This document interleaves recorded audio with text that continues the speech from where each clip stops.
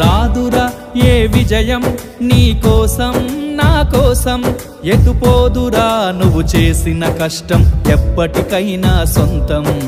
కాలంతో పయనించేవాడికి కానిది ఏముంది, సాధనతోనే సాధ్యమవ్వునని సదాశయంతో సాగర ముందుకు. రాదురా ఏ విజయం నీ కోసం నా కోసం, ఎటుపోదురా నువ్వు చేసిన కష్టం ఎప్పటికైనా సొంతం.